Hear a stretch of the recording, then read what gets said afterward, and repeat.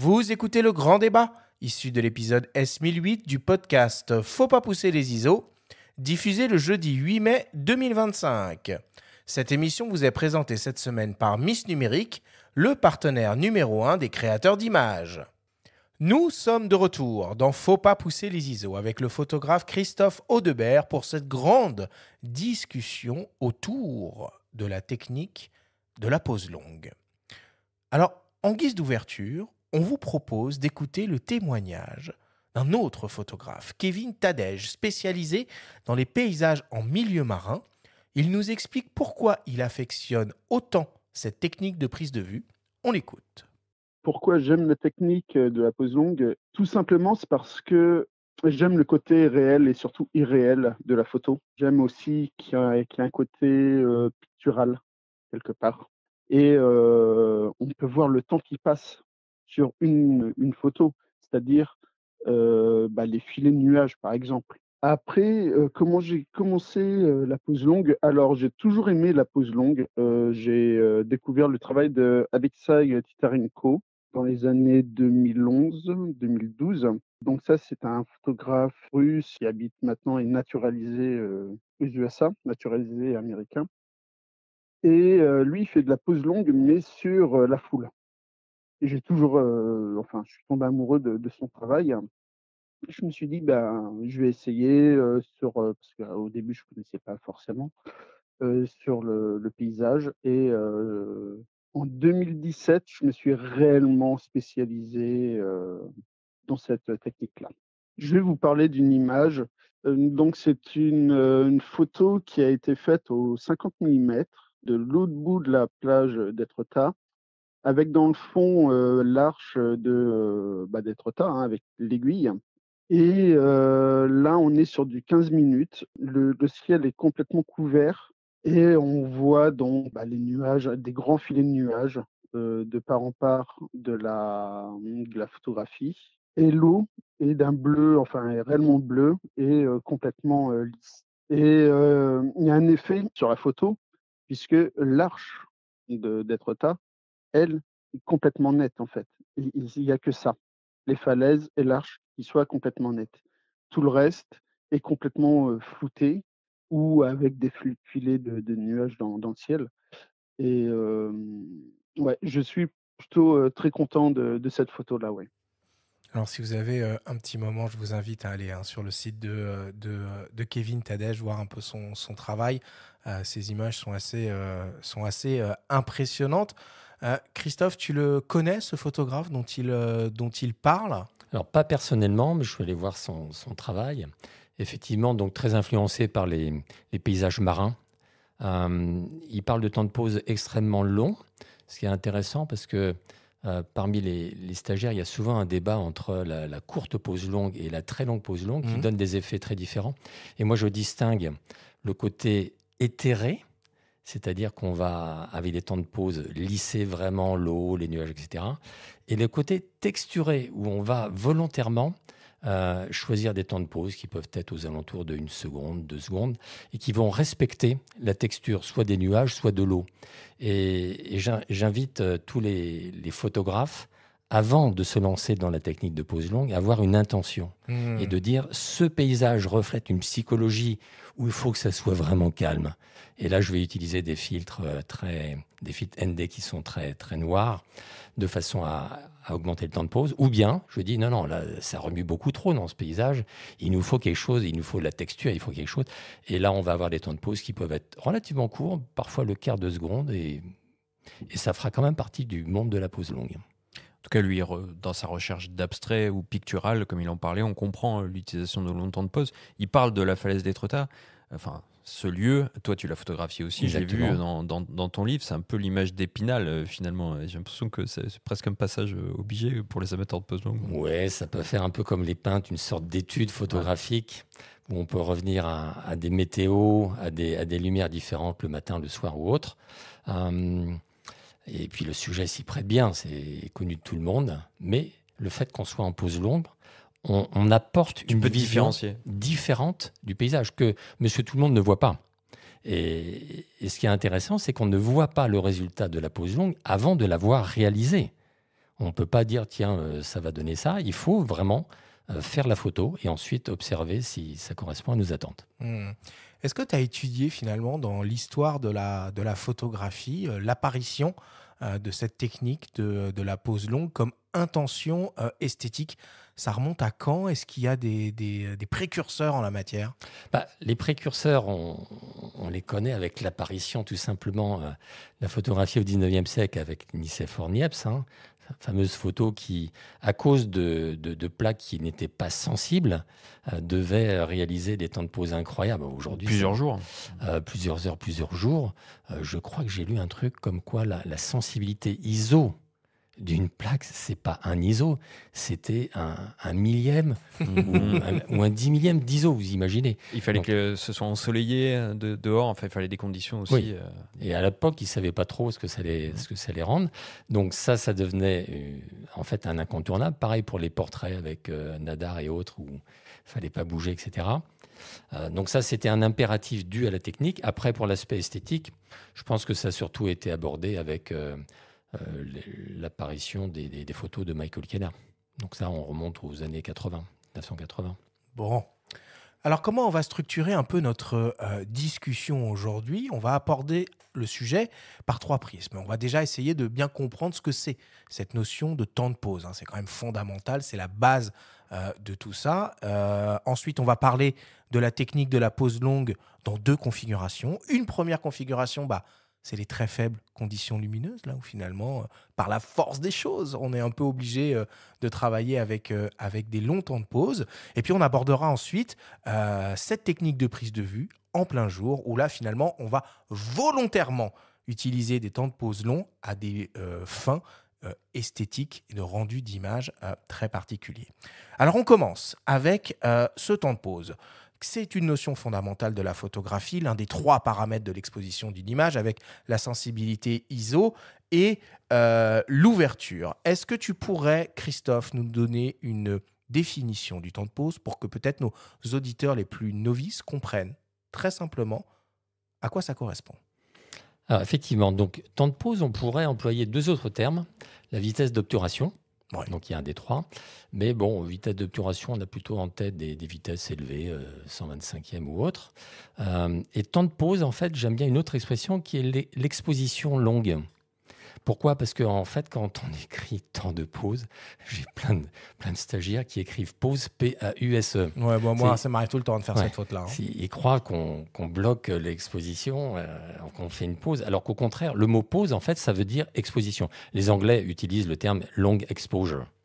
Bon, voilà, ça, c'est juste un petit rappel. Donc, les ordres de grandeur. Les ordres de grandeur, j'estime que la nuance entre les vitesses lentes et le monde de l'expression du mouvement, on est aux alentours du 10e de seconde, quart de seconde, et après on bascule dans la pause longue, à condition d'avoir un état d'esprit particulier. Lorsqu'on fait des vitesses lentes, on n'est pas très loin de la photo de rue, où on peut déclencher à main levée, on n'a pas de trépied. On n'a pas de télécommande et on n'a pas de filtre ND dans l'expression des vitesses lentes. Et c'est tout le contraire avec la pose longue. On se met en tête dans sa démarche avec ces 3 accessoires, télécommande, trépied et filtre ND pour ne pas être surexposé, observer des paysages, avoir l'intérêt d'y trouver des éléments mobiles. On a parlé des nuages et de l'eau avec Kevin tout à l'heure. Et puis aussi des éléments fixes, comme par exemple la falaise d'Étretat. Et tout ce mix fait qu'on va orienter notre recherche et notre démarche vers une vraie pose longue. Où on se pose littéralement, quoi. Oui. Et d'ailleurs, le mot pose longue est assimilé à plusieurs degrés. Lorsqu'on s'est imprégné d'un paysage, on ne déclenche pas tout de suite. On observe, ce qui est vrai aussi dans d'autres disciplines de la photographie, comme la photo de rue ou la photo de sport. On observe. Donc, c'est déjà un petit temps de pause, là, cette fois-ci PAUSE, pour l'observation. Ensuite, on va commencer notre travail de pause longue, qui peut durer donc 1 seconde, 10 secondes, 30 secondes. Et en général, moi, je m'arrête à 4 minutes, parce que mon expérience montre qu'au-delà de 4 minutes, c'est-à-dire que si on met un IL de plus, On va doubler le temps de pause, on va se retrouver à 8 minutes. Sauf exception, les photos à 8 minutes ou à 4 minutes seront très proches. Donc, ce n'est pas la peine de passer 8 minutes sur le terrain. 4 suffisent. Et donc, c'est à nouveau l'occasion d'avoir un temps de réflexion. Et enfin, on arrive à l'image finale qui va pouvoir être analysée, travaillée en post-production, plus ou moins longuement. Voilà, donc c'est ce cursus que j'intègre dans le temps long. Comment on fait pour accéder au réglage du temps de pause sur un boîtier, tout simplement? Alors, moi j'ai développé une technique que certains d'autres photographes ont repris. On pourra en parler longuement, mais je commence par faire ce que j'appelle une photo de référence, c'est-à-dire une photo du paysage en question sur trépied avec la composition déjà établie. Une photo de référence qui est réalisée sans filtre ND, avec un mode tout simplement qui est le mode priorité ouverture. En général, en présence d'un paysage, on voudra une maximisation de la profondeur de champ. En général, je me mets aux alentours de F8 ou F11. Pas au-delà parce qu'il y a les phénomènes de diffraction, on va dire F8. Souvent à 100 ISO parce que je travaille en plein jour. On déclenche et là, le boîtier va calculer une vitesse d'obturation qui, si on est dans des conditions normales de plein jour, vont être aux alentours de 125e, 250e de seconde. Et c'est cette information de la vitesse d'obturation qu'on va noter et qu'on va reporter dans un tableau en fonction du nombre d'IL de blocage de lumière à travers les filtres ND qui va nous donner un temps de pause à appliquer une fois que le filtre ND sera placé devant l'optique. Et si vous respectez ce principe, eh bien, vous aurez une photo pose longue qui ne sera ni sous-exposée ni surexposée. Et en fait, c'est ça qu'on cherche à obtenir. Alors là, tu vas un peu vite sur les histoires de filtre ND. On va y revenir après.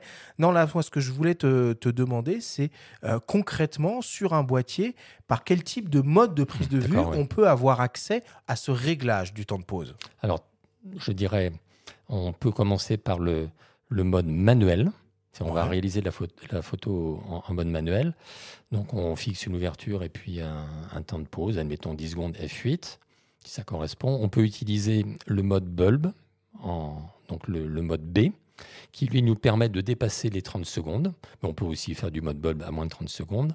Mais là, on va être obligé d'utiliser une télécommande de façon à lancer la prise de vue en mode bulb et avec la télécommande, arrêter la prise de vue pour s'arrêter justement au temps adéquat. En revanche, une fois que vous avez un filtre ND devant le filtre, on pourrait dire je vais reprendre mon mode priorité ouverture que j'avais fait lors de la photo de référence. Sauf contre-indication, ça ne sera pas pertinent. Donc, mode manuel et mode bulb pour répondre à ta question. Priorité à la vitesse, non? On ne l'utilise pas du tout? Pas avec un filtre ND. Alors, on peut trouver des contre-exemples, mais... Je vais t'en citer un. Oui. Chez OM System, par exemple, ça va permettre d'accéder aux filtres intégrés, qui sont des ND et des GND intégrés. C'est les seuls modes qui permettent d'y accéder. Donc, c'est le mode priorité vitesse chez eux, mais aussi le mode manuel. Donc, c'est le seul moyen d'utiliser ces filtres-là. Donc, c'est un petit contre-exemple. Cela dit, le micro 4/3 favorise de base la profondeur de champ, donc c'est peut-être moins critique. Oui, bon, effectivement, et pour généraliser, je préfère employer ce que je viens de décrire, puisque tout le monde n'a pas un OM système. Bon.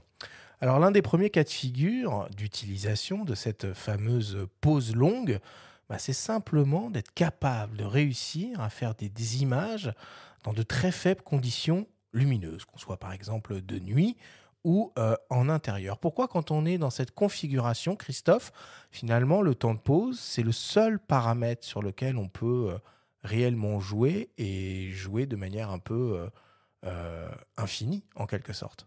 Oui, bon, on revient toujours au facteur essentiel du photographe qui est la lumière. Donc, si vous manquez de lumière, pour avoir une photo correctement exposée, vous avez une solution principale qui est d'augmenter l'exposition. Donc, notamment pour les photos en fin de journée ou les photos de nuit. Donc là, on parle de plusieurs secondes, voire plusieurs minutes, astrophotographie ou pas. Et puis après, vous avez quand même un autre paramètre qui est les ISO. C'est-à-dire que si vous voulez une photo qui dure 10 secondes, et que si vous êtes à 100 ISO et que votre calcul vous dit, bah tiens, la photo va durer 20 secondes, bah vous avez la possibilité, donc entre 10 secondes et 20, vous avez un niel de lumière. Et si vous êtes à 100 ISO, bah vous passez à 200 ISO. Et là, vous limitez votre temps de pause à 10 secondes, ce qui était souhaité dans mon exemple. Mais là, il faut faire un petit peu attention à pas trop abuser de cette gymnastique intellectuelle, de peur de voir apparaître le bruit numérique. On sait qu'on a des boîtiers qui montent à plus de 100 000 ISO désormais, mais dans la réalité, si on veut vraiment une image très détaillée, très riche, très piquée, va falloir se limiter. Il ne va pas falloir trop les pousser, les ISO. On est bien d'accord. Maintenant, bon, c'est vrai que les boîtiers modernes, 1600, 3002, voire 6400 ou plus, c'est assez fabuleux. Mais je suis d'accord avec ce que tu viens de dire, dans la mesure où le bruit numérique sera moins négatif, si je puis dire, avec une augmentation du temps de pause à 100 ISO, que d'aller chercher des ISO pour réduire ce temps de pause. Bon, ça peut se discuter, mais c'est un peu ce que j'ai constaté. Est-ce que ça veut dire que tu réduis de base la réduction de bruit qui peut être activée dans les boîtiers spécifiquement pour les longs temps de pause? Alors, en fait, ça, c'est une très bonne question. Vous avez par défaut, dans la plupart des boîtiers, dans le menu, ce qu'on appelle réduction du bruit en pause longue. Je ne parle pas de réduction du bruit tout seul, en pause longue.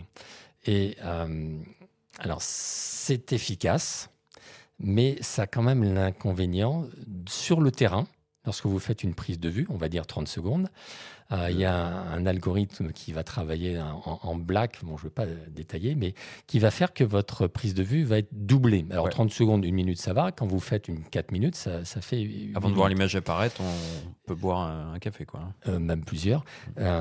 Mais ce qui est sûr, c'est que si vous travaillez en plein jour, je ne l'active pas, ce menu. Pourquoi ? Parce qu'en fait, les pixels chauds, qui sont donc l'inconvénient qu'on pourrait voir apparaître sur votre image, en plein jour, ces pixels chauds existent, mais ils sont noyés dans la lumière de votre image de plein jour. Donc, il n'y a aucun inconvénient, et toutes les photos que j'ai faites, et puis les autres photographes, la plupart n'activent pas ce menu, cette option. Alors, quand on fait de la photographie en faibles conditions lumineuses, bon, on ne cherche pas forcément à avoir des effets particuliers sur le mouvement, comme on va l'évoquer un petit peu plus tard. On cherche à avoir une image nette, et j'ai bien compris que tu faisais le distinguo entre le moment, on va dire, avec des longs temps de pause où on peut quand même encore s'en sortir à main levée, en s'aidant de technologies qu'on retrouve dans la majorité des boîtiers modernes. On a évoqué la possibilité de monter la sensibilité ISO, mais il y a une autre technologie qui est un peu incontournable et qui ne fonctionne que pour des sujets fixes. C'est naturellement la stabilisation, qu'elle soit embarquée sur le capteur, sur l'optique ou un travail entre les deux. Mais dès qu'on sort de ce cadre d'utilisation à main levée, il y a un accessoire qui devient tout de suite incontournable. C'est évidemment le trépied. Les plus polyvalents sont probablement les modèles dits de voyage, compacts, légers et relativement faciles à emmener sur le terrain. On vous propose d'écouter Marie Courtel de Miss Numérique nous parler de cette famille de trépieds et nous proposer quelques options intéressantes. Effectivement, en fait, l'achat d'un trépied quand on fait de la pose longue est indispensable. Ça reste un accessoire qui est là et réellement indispensable quand ce n'est pas forcément le cas pour d'autres types de prise de vue. La première chose qu'il faut se poser comme question quand on veut acheter un trépied, c'est le poids de son matériel. Le poids de son matériel va déterminer ce qu'on va pouvoir avoir comme trépied, puisque chaque trépied a une charge maximale autorisée et c'est ce qui va être déterminant. Ensuite, on va aussi choisir la hauteur maximale du trépied. Le poids du trépied en tant que tel également, et puis s'il y a une colonne centrale, si on veut faire du ras du sol, si on veut une rotule 3D, une rotule ball, donc le type de la rotule également qu'on va pouvoir mettre dessus. Il y a une multitude de trépieds qui existent sur le marché et une multitude de marques. Aujourd'hui, le carbone permet de s'alléger et au maximum. Ce qui est hyper intéressant quand on fait du voyage, c'est d'avoir un trépied qui est peu encombrant et qui est très léger pour ne pas trop alourdir le sac photo. Dans ces cas-là, on va avoir effectivement le matériau carbone qui est idéal, qui est hyper résistant et aujourd'hui qui est beaucoup plus abordable qu'au départ. On va commencer à avoir des trépieds en carbone autour de 90 € pour des charges admises de 4 kilos. Après, on va augmenter en gamme, on va augmenter surtout selon le type de matériau, donc carbone ou aluminium, et également la charge maximale qui est supportée par le trépied. Il y a également des trépieds en pose longue parce que la pose longue et le trépied doit être extrêmement stable. Pour éviter tout ce qui est vibration et flou de bouger, il faut avoir des trépieds qui sont donc très stables avec, dans l'idéal, des pointes. Quand on est sur des sols meubles, ça permet vraiment d'ancrer son trépied et tout son matériel pour éviter justement d'avoir du flou de bouger. Il y a certains trépieds également qui ont un crochet de lestage qui va permettre tout simplement d'accrocher son sac et qui va lester le trépied en son centre, justement pour quand on fait de la pose longue dans un environnement un petit peu hostile où il y aura du vent, des rafales, et cetera, permettre que le trépied puisse quand même être mieux ancré dans le sol malgré le poids léger du matériel.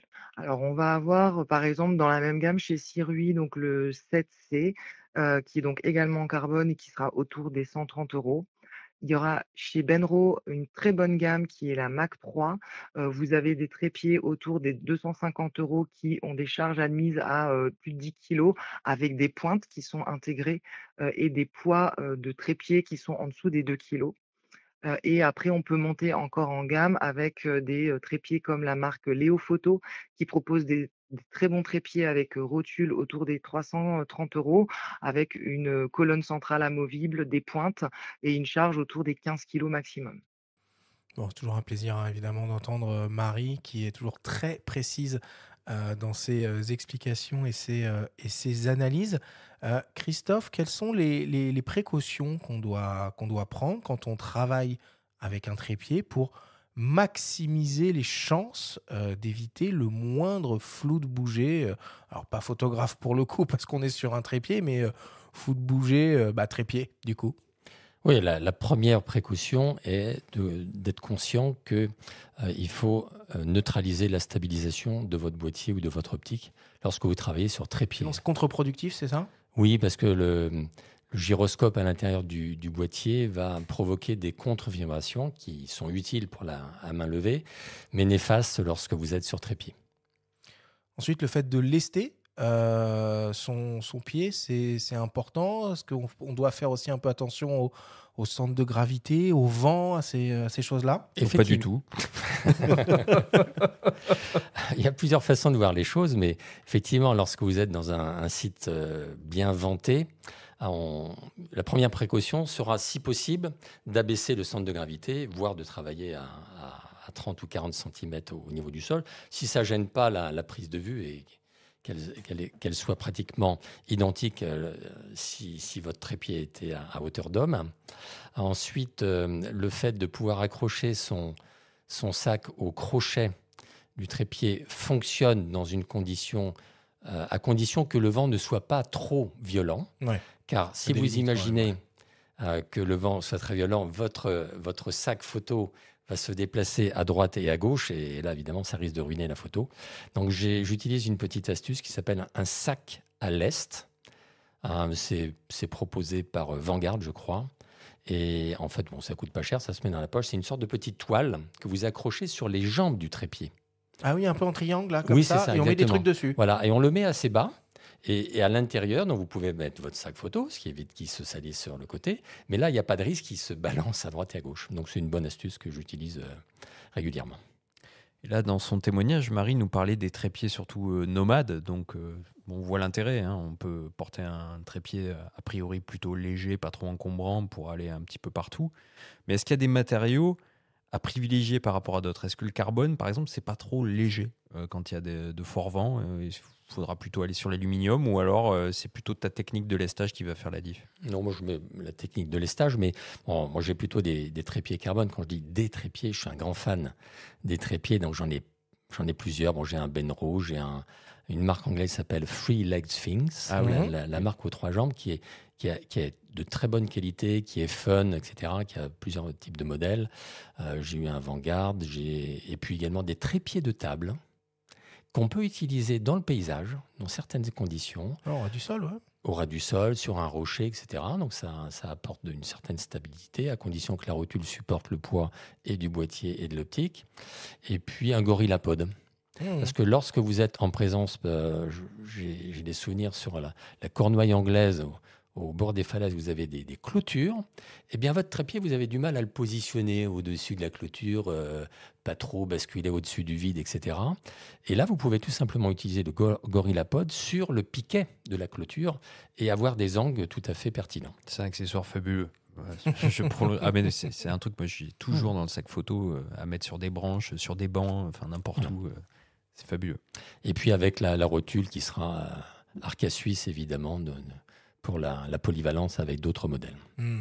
Et dans cette logique de limiter au maximum la moindre vibration quand on travaille sur trépied, donc désactiver la stab, ok.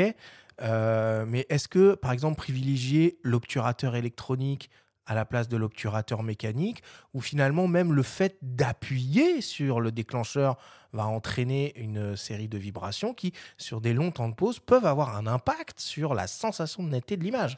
Alors, oui et non. En fait, on va utiliser, on a parlé du trépied, on a un peu parlé des fils ND, on va utiliser un troisième accessoire qui est une télécommande ou un équivalent de télécommande. Ou l'application, hein. Ça marche très bien. Alors, c'est ce que j'appelle l'équivalent télécommande. Okay. Donc, sur un smartphone, on peut déclencher. On peut donc une télécommande filaire ou sans fil. On a aussi maintenant beaucoup de boîtiers qui ont des timers intégrés, donc qui permettent. Un petit retardateur, quoi. Ouais. Non, les timers intégrés, ce sont vous minutez dans le boîtier la durée de votre prise de vue. Ça peut être 1 minute 33. Donc sur votre boîtier, ce qui est le cas de mon Fuji, j'avais auparavant un 5D Mark IV de chez Canon. Hop, vous réglez exactement à la seconde près. Vous lancez la prise de vue en appuyant avec votre doigt sur le déclencheur, si possible, avec un retardateur cette fois-ci, ce qui évite la vibration du doigt. Il se lance, admettons, après 2 secondes. La durée est de 1 minute 33 programmée. À 1 minute 33, la prise de vue s'arrête. Ça équivaut à une forme de télécommande, surtout en mode bulb. Faire la mise au point avant de déclencher, ça a du sens ou finalement aucun impact? Fondamental. Fondamental, pourquoi? Parce que dans mon processus de la photo de référence, en fait, vous faites votre prise de vue de paysage quasiment normale. Donc, vous faites une mise au point. Vous êtes en général en autofocus. Vous pouvez la faire en mise au point manuelle. Mais surtout, lorsque vous allez placer votre filtre ND qui est noir devant l'optique, si vous êtes resté en autofocus, sauf contre-exemple, on a parlé d'Olympus tout à l'heure, la mise au point va être soit impossible, soit difficile. Et donc va dérégler et va provoquer un flou dans votre image. Ça m'est arrivé, bien entendu. Et dans la méthode en 10 étapes que j'ai développée, j'ai fait une erreur au moins à chacune des 10 étapes. Donc ça vous marque ensuite. Donc vous faites la mise au point en photo de référence et ensuite vous bloquez cette mise en poil en MF. En désactivant l'autofocus. En manuel focus. Et là, vous pouvez faire votre pause longue. Est-ce que ça a changé quelque chose pour toi de passer du plein format à l'APS-C, puisque tu parles du Canon 5D Mark IV et puis après du X-T4 à ce niveau-là, où tu as une tolérance que tu notes ou pas forcément? Pas forcément. Bon, le Canon, c'était un réflexe. Maintenant, on est en hybride, donc il y a un petit peu plus confortable. On voit l'histogramme a priori. Mais bon, avec une pratique régulière... avoir le réflexe, ça ne pose pas un problème. En revanche, ce qui est quand même intéressant, on a parlé de l'obturateur électronique ou mécanique. Eh oui, il n'y a plus de miroir, ça ne fait plus trembler. Donc, il n'y a effectivement plus de miroir, donc il n'y a plus la petite vibration. Cette petite vibration, qui est vraiment très faible, n'a absolument aucune incidence sur une longue pause. Ouais. Parce que votre paysage va retrouver sa netteté avec 1 seconde, 2 secondes, 10 secondes ou plus, et la micro-vibration éventuelle du miroir n'a pas d'incidence. En revanche, elle peut en avoir sur des vitesses lentes, aux alentours du 15e de seconde, où là, effectivement, ça peut jouer un rôle. Ok. Selon le boîtier qu'on a, Christophe, finalement, quand on descend progressivement sur les longs temps de pause, on n'est pas capable d'aller toujours à la même vitesse. Je prends un exemple. Le Z8 en mode manuel, ils permettent de descendre jusqu'à 900 secondes, ce qui paraît complètement délirant. Et à l'inverse, le R6 Mark II, lui, il ne descend que jusqu'à 30 secondes. Du coup, dès qu'on dépasse finalement cette vitesse minimale accessible sur le boîtier, on doit utiliser soit le mode B pour bulb, tu l'as déjà un peu évoqué, ou soit le mode T pour time. Tu peux nous expliquer les différences fondamentales entre ces deux modes de prise de vue sur leur manière de fonctionner ? Oui, alors d'abord, tous les boîtiers n'ont pas les deux, le mode B ou le mode T. Pour la pratique de la pose longue, vous ne posez pas trop de questions, vous raisonnez mode bulb. Le mode T, je crois que c'était un terme qui était employé lorsque on travaillait en argentique. Et d'ailleurs, les lettres T, je ne suis pas trop sûr de ce que ça signifie. Time, je crois. Ouais, time. En tous les cas, ce sont des concepts très proches et qui permettent de réaliser des poses longues avec l'accessoire télécommande. Ouais. Le bulb, on appuie, on maintient appuyé, on relâche, ça fait la pause. Et le mode T, on appuie une première fois et on rappuie une deuxième fois pour terminer la pause. Ok. Alors, dans la catégorie des très faibles conditions lumineuses, on peut évoquer le cas de figure, naturellement, de la photo d'étoiles ou de phénomènes comme les aurores boréales. Dans ce cas précis, le calcul du temps de pause est naturellement crucial. On vous propose d'écouter le photographe Michael Portillo nous expliquer. Alors effectivement, quand on s'intéresse à la photographie de nuit, que ce soit la photo d'étoiles ou la photo d'aurore boréale, le temps de pause va être essentiel et il va falloir le considérer sous deux aspects. D'abord sur le plan technique, c'est-à-dire sur le besoin d'apport en lumière, vu qu'on est dans des scènes où il y a peu de lumière, et ensuite sur le plan créatif en fonction des rendus qu'on va vouloir sur les éléments qui peuvent être en mouvement, comme les étoiles ou l'aurore boréale. Donc il y a ces deux critères à prendre en compte, et notamment sur le rendu des aurores, parce que les aurores ont un mouvement, une vitesse, et donc en fonction du temps de pause qu'on va choisir, on va avoir des rendus différents.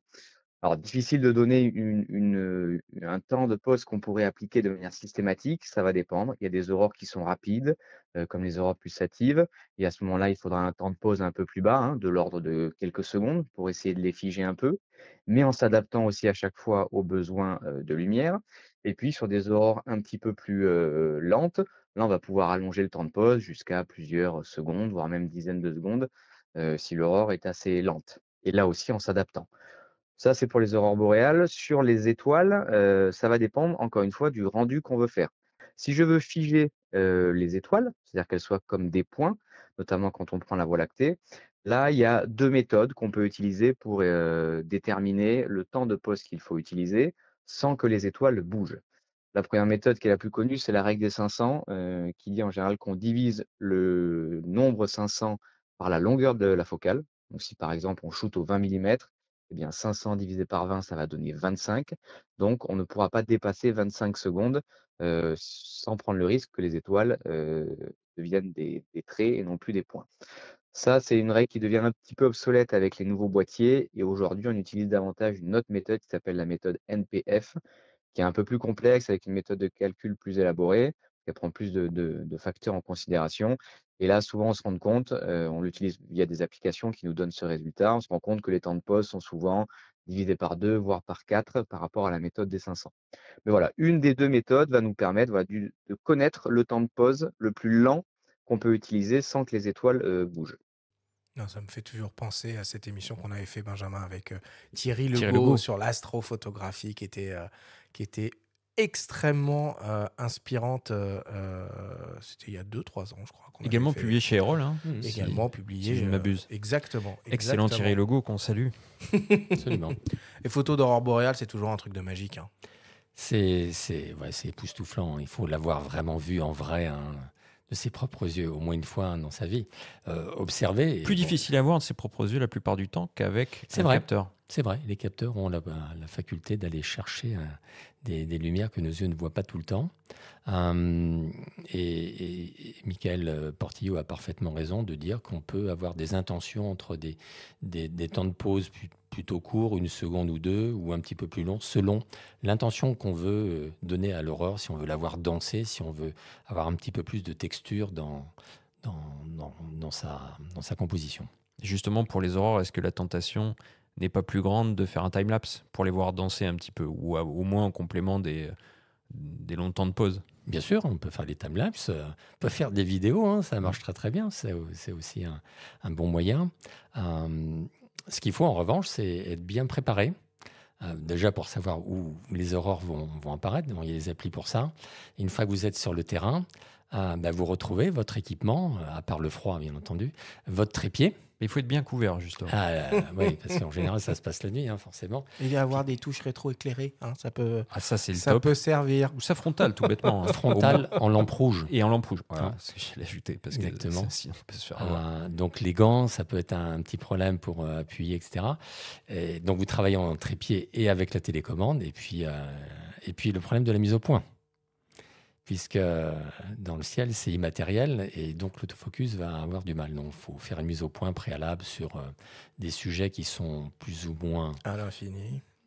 Oui, et je nuancerais non, parce que si vous calez votre optique sur le repère vraiment infini... Il faut revenir un tout petit peu avant. Exactement. C'est une très bonne astuce. Et juste un petit point, on parlait de trépied, de gants, de froid, de machin. Les trépieds qui ont une petite mousse sur une jambe, si vous manipulez à main nue par grand froid, c'est vachement important. Parce que j'ai connu des photographes qui ont laissé des bouts de peau sur les trépieds. Ouais. Et la photographie, c'est tout ça en fait. C'est pas juste la technique, c'est beaucoup d'aléas qui arrivent autour, et d'où l'importance d'être expérimenté ou de voir un peu comment les autres photographes s'y prennent, et ensuite d'essayer d'appliquer tout ça souvent en une fraction de seconde. Alors, Michael, il parlait aussi de la photographie d'étoiles et de cette fameuse règle des 500 qui contraint finalement le photographe à ne pas dépasser une durée d'exposition définie, de peur d'avoir ce fameux flou de bouger, sujet inversé en fait qui se met en place. Est-ce que si on utilise une rotule équatoriale, on s'affranchit complètement de cette contrainte et on peut imaginer des poses bien plus longues? En n'étant pas spécialiste, je dirais plutôt oui. Sur le terrain, en fait, moi j'utilise une autre technique que celle des règles des 500 et les NTF, je crois, qui va durcir un petit peu la contrainte, qui est la règle des 300. Donc, vous prenez 300, vous le divisez par, admettons, vous avez un 30 mm, ça vous donne 10 secondes. Et c'est plus contraignant que de prendre le 500. Et vous gagnez à tous les coups avec le 300. Autant faire la règle des 200 à ce moment-là, on est sûr d'être non, faut pas exagérer non plus, mais normalement, la règle des 500 fonctionne bien. Là encore, le photographe doit avoir un peu de bon sens sur le terrain, doit faire quelques tests. S'il voit que les 500 ou NTF fonctionnent, bon, il y va. Et puis, s'il veut durcir un petit peu, il peut prendre 300, voire de lui-même dire, 25 secondes, ça ne fonctionne pas, je me mets à 20 secondes. Et puis, voilà, c'est aussi beaucoup de bon sens, la photographie. Il y a des techniques, mais il faut tester un peu. Et de pratique. Et toi, tu disais tout à l'heure que tu dépassais plus les 4 minutes finalement, parce que tu voyais plus de différence au-delà de 4 minutes. Exactement. Ça, c'est mon avis personnel. Après, il y a des contre-exemples, mais 4 minutes vous permet parfaitement de lisser l'eau dans pratiquement toutes circonstances, y compris lorsqu'il y a des grosses vagues. Le déplacement des nuages, ça, c'est un peu différent, parce que ça dépend vraiment de la vitesse du vent et pas de l'âge du capitaine. La vitesse du vent, vous prenez soin dans la phase de photo de référence, d'observer, premièrement, comment se déplacent les nuages. Est-ce qu'ils viennent vers vous, au-dessus de votre tête, ou est-ce qu'ils sont latéraux, gauche-droite? S'ils viennent au-dessus de votre tête, eh bien, vous pouvez être sûr qu'il y a une vitesse relative plus importante. Et donc, il faut en tenir compte. Ensuite, il y a la qualité des nuages.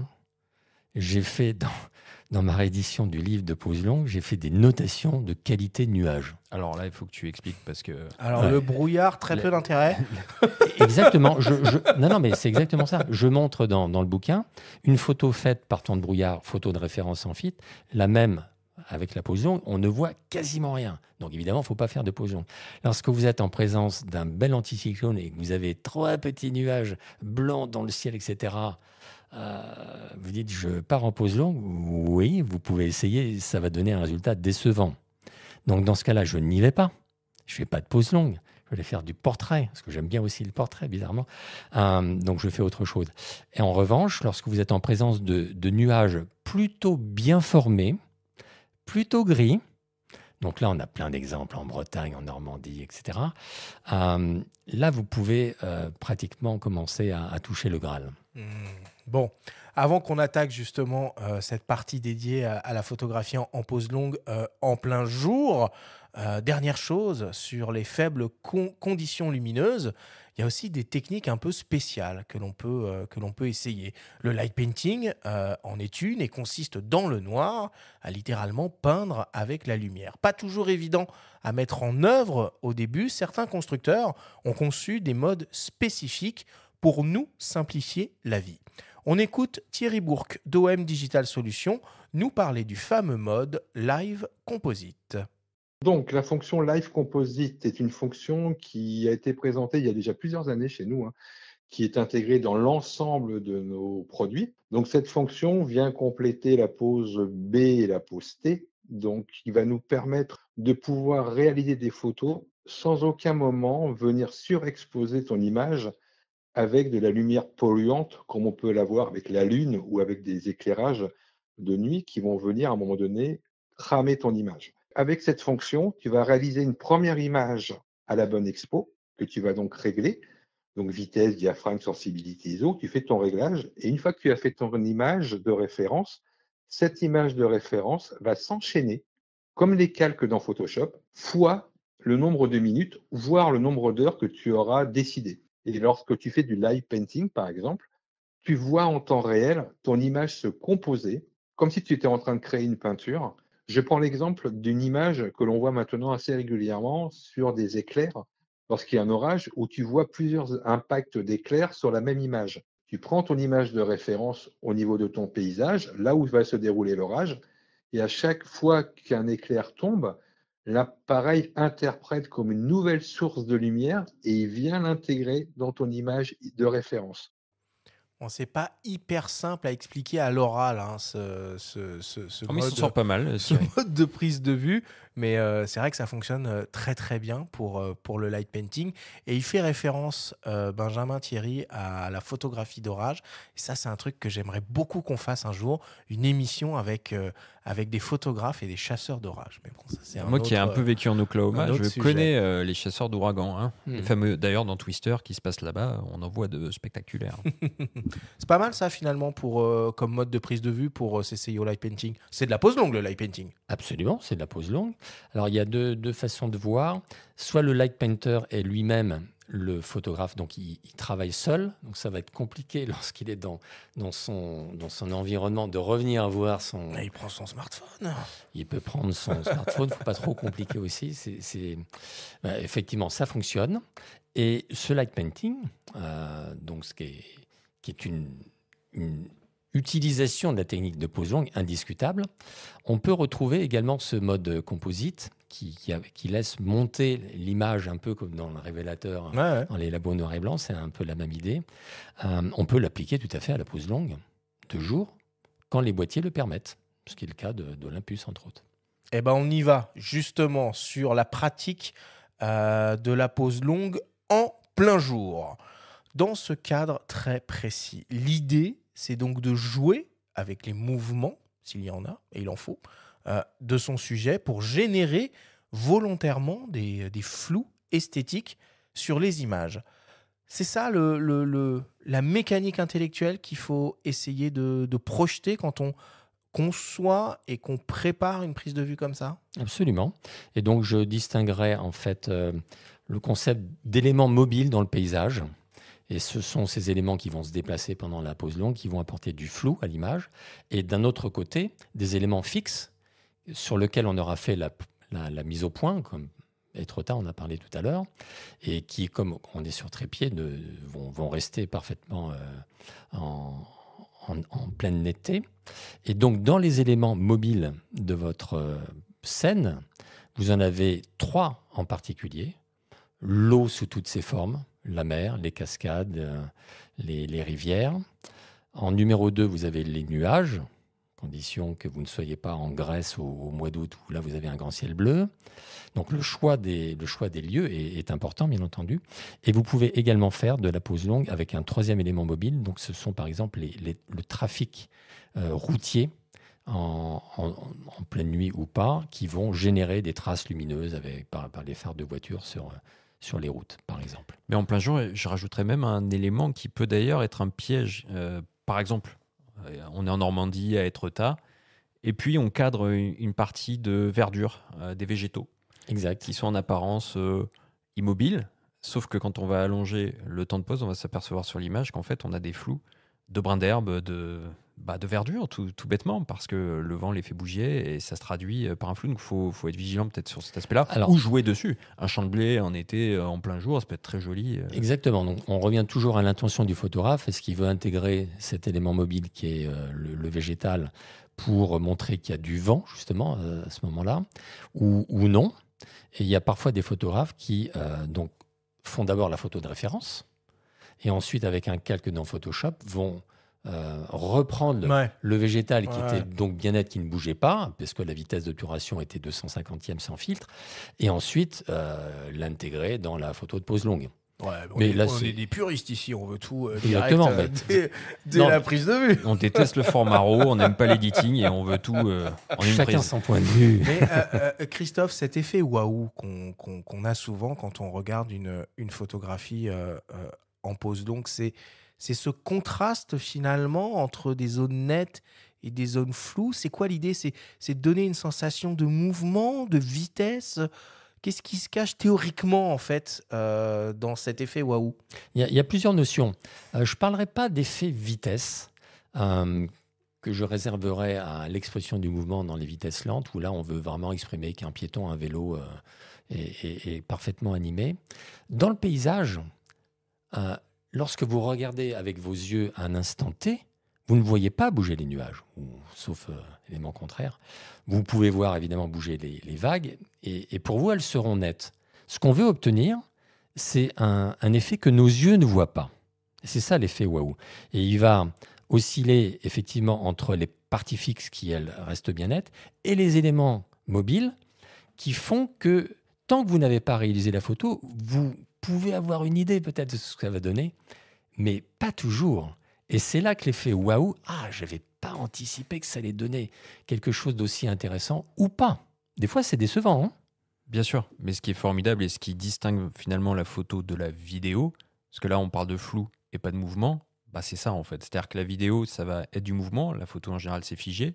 La pose longue, elle va permettre d'avoir cette notion de mouvement, mais par du flou, dans une image. Et c'est peut-être ça qui est magique, non ? Exactement. Et ça, c'est le pouvoir du photographe par rapport au vidéaste. Avec des gens d'ailleurs. Parmi les éléments aussi à prendre en compte au moment de faire sa pose longue, on a cité donc la mer, les nuages.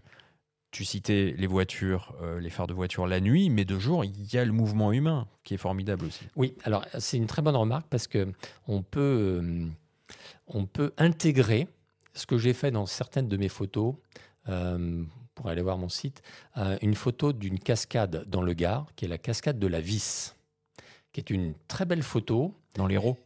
Non, elle est à la limite de l'Hérault et du Gard, je crois à quelques kilomètres près.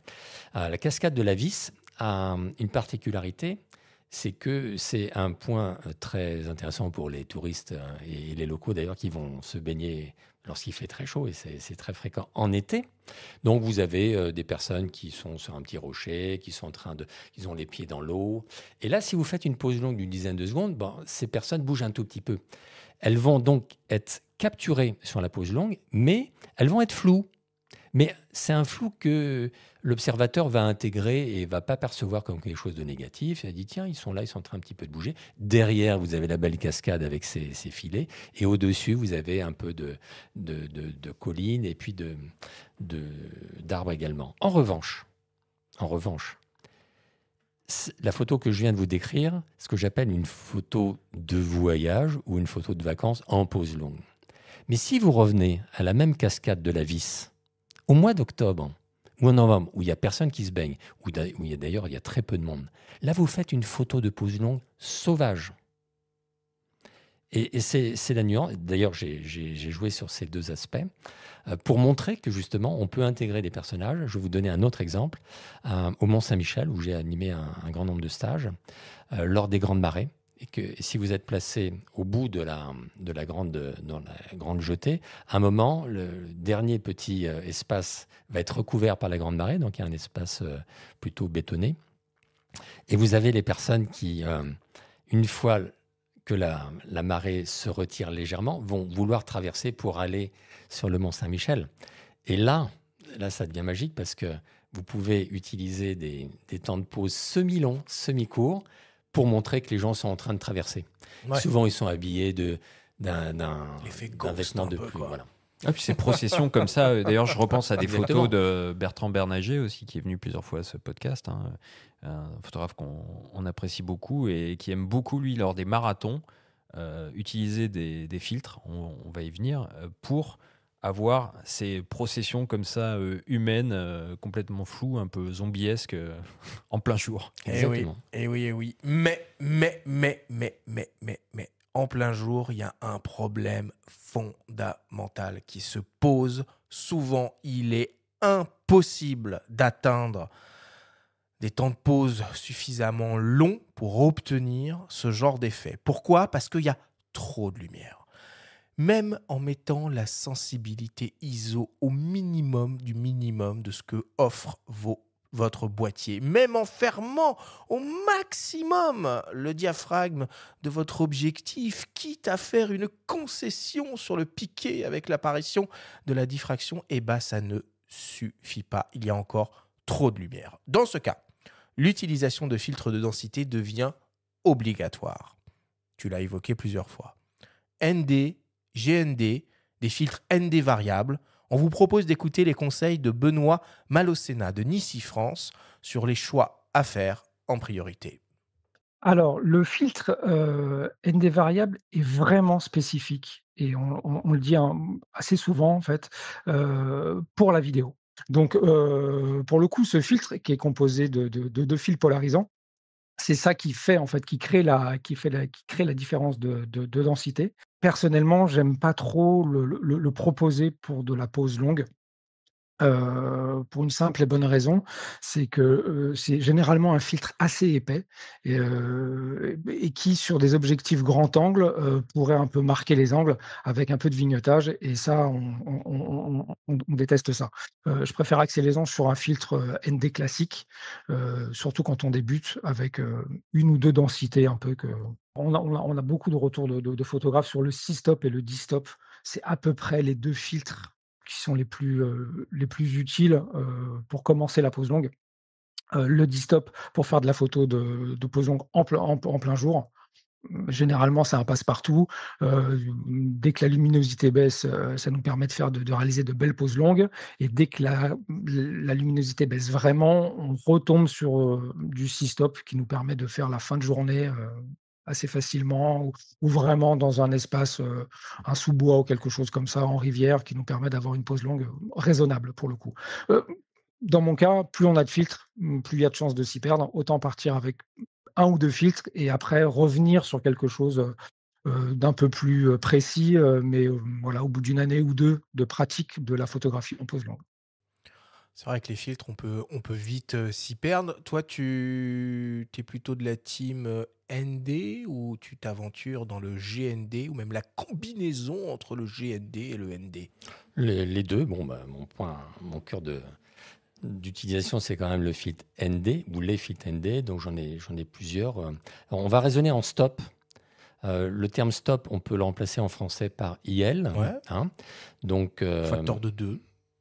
Exactement. Donc, moi, j'ai des filtres de 3 stops, 6 stops, 10 stops, 13 stops et 16 stops.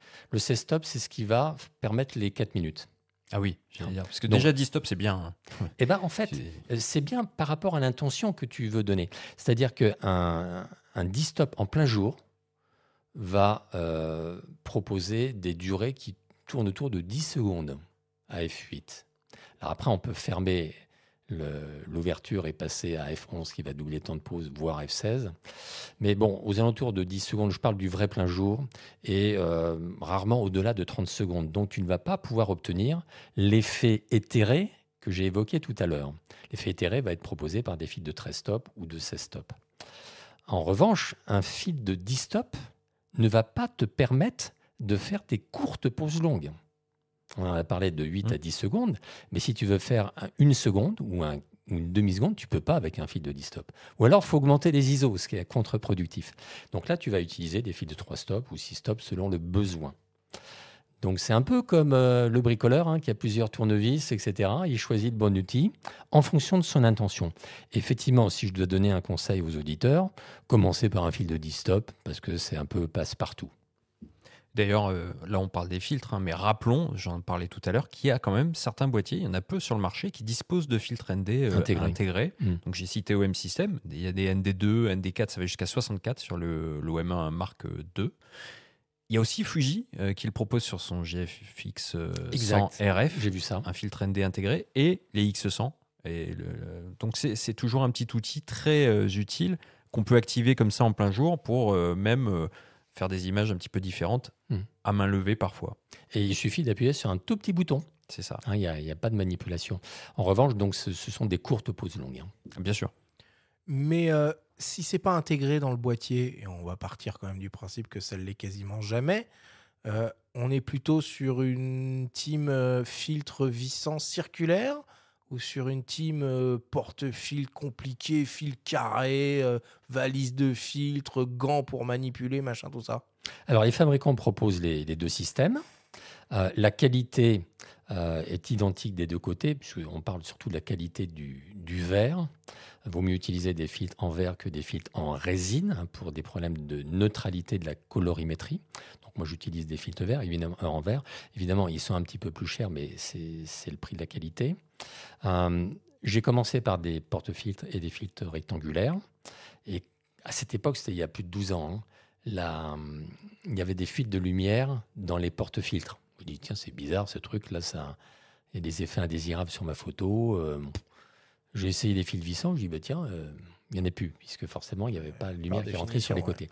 Donc, je suis plutôt, personnellement, utilisateur de filtres vissants. J'ai des confrères qui sont grands utilisateurs de filtres rectangulaires avec porte-filtres, et honnêtement, les deux systèmes fonctionnent bien. J'ai d'ailleurs, dans la réédition de mon livre, développé un chapitre sur les avantages et inconvénients des deux systèmes.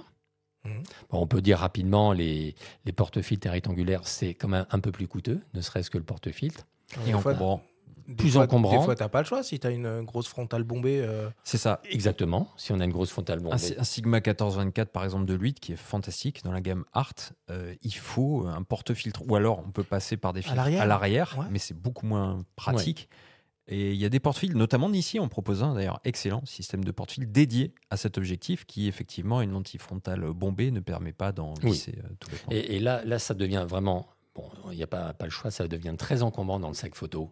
Et la manipulation est un peu plus délicate parce que lorsque vous êtes dans le vent sur la falaise, avec vos doigts, vous commencez à insérer le filtre dans le porte-filtre. Il faut des chiffons.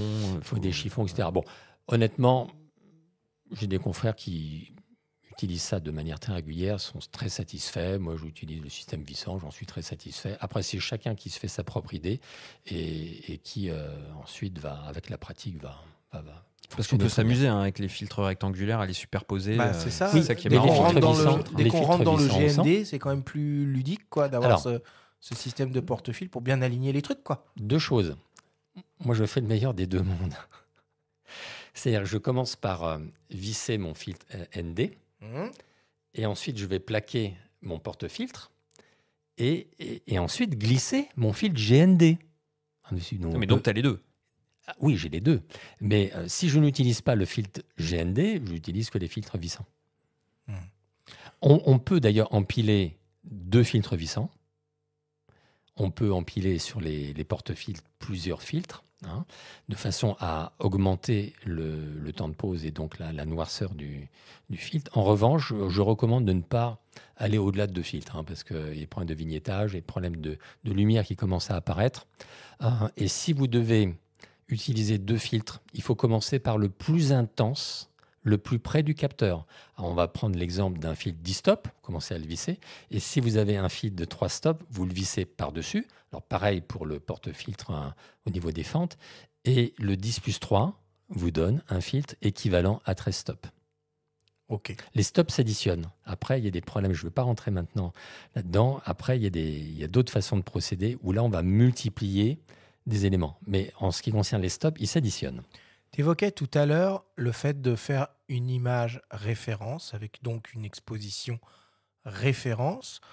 Est-ce que quand on installe ces filtres, alors bon, il existe des trucs magnétiques qui sont très pratiques à mettre et enlever très rapidement, mais une fois qu'on a vissé son filtre, est-ce qu'on peut faire confiance au système de mesure de la lumière TTL donc de son boîtier, où il vaut mieux partir de cette expo de référence et faire son petit calcul à soi dans sa tête, tout en full manuel? Alors, c'est la deuxième solution. Bien que on n'est pas obligé de la faire de tête. On prend un tableau ou une appli qui va calculer pour vous. En revanche, c'est pour moi pas concevable de faire confiance à la lumière TTL à travers le filtre ND, sauf si c'est un tout petit filtre, genre 3 stops ou 6 stops. Si vous regardez à travers un filtre 10 stops, vous regardez le ciel, c'est noir. Hein. Alors, à nouveau, certains systèmes, je pense à Olympus, sont capables de lire à travers ces filtres.